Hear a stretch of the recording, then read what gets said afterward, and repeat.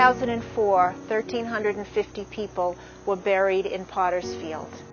If you apply demographics to that, that means probably 100 of them were Jewish. We're not talking 10, 20, 30 cases, but we're talking hundreds of cases a year where these are our brothers and sisters. Without us, they would end up in a morgue. They'd end up in a city cemetery. They'd be a cadaver. Everybody deserves to be buried with dignity, no matter what their life was like.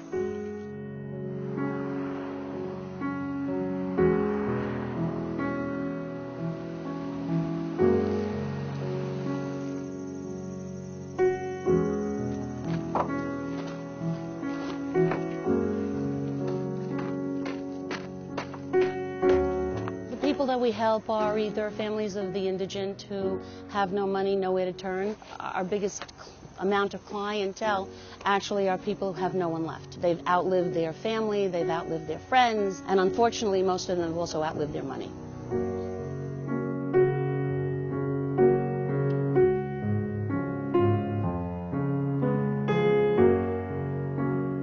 If not for this organization being out there, it would have been very tough for us to find any other option. We didn't know what to do. We had no idea whom to talk and what to do, right? Especially so everything would be done according to the Jewish tradition.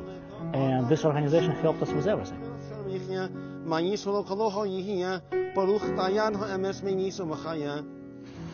My father, his dream was to come to America for better life.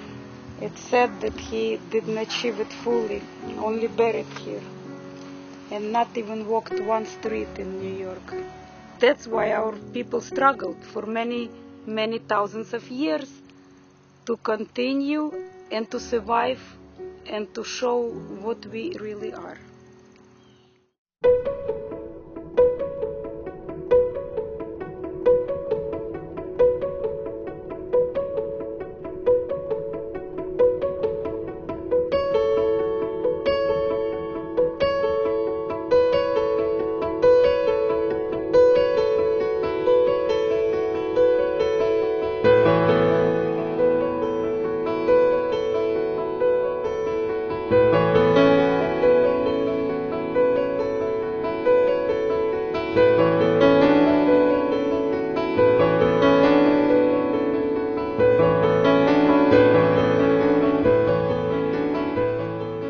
We go to schools. We teach school kids about Chesed Shel Emet and the importance of doing a mitzvah that can't be reciprocated.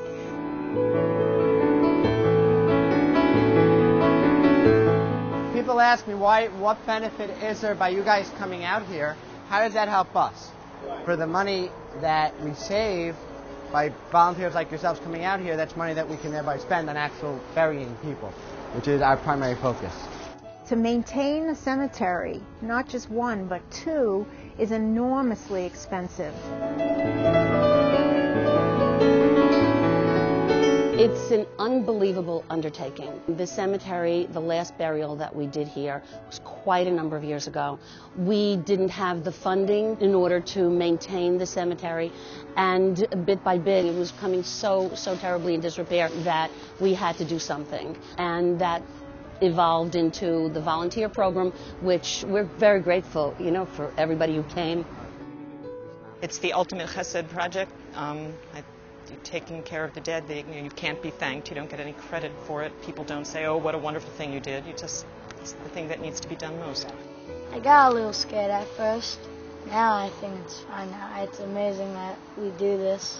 It's one of the most worthwhile things to do on a Sunday. It's better than going to the park and playing basketball or something like that, because it's chesed.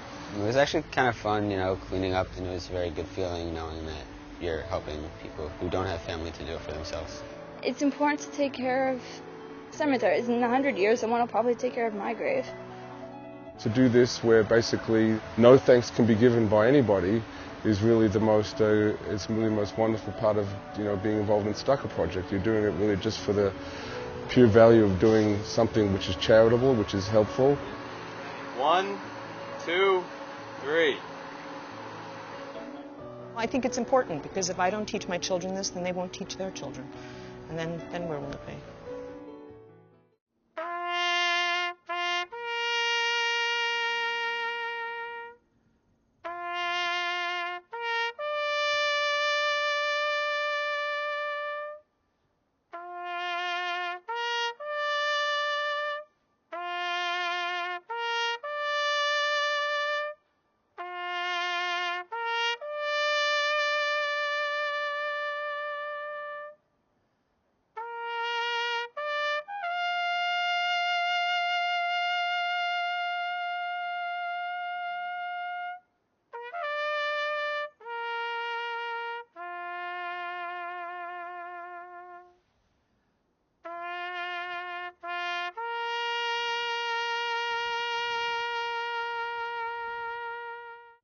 They have to understand that there is a lot of people, Jewish faith, that don't have means to be buried.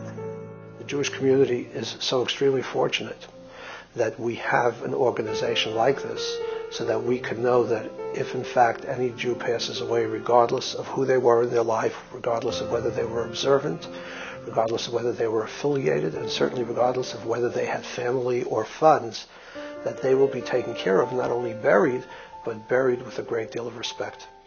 The Hebrew Free Burial Association is relieving some of the burden on the city while providing the dignity of religious burials, which is a wonderful win-win. We can't escape our history. We are our history. We have to learn about our history. We have to respect our history. What better way than to respect the most vulnerable people in the Jewish community? Every human being is created in God's image. Every human being has a great holiness about them. If it wasn't for the Hebrew Free Burial, where would these people go?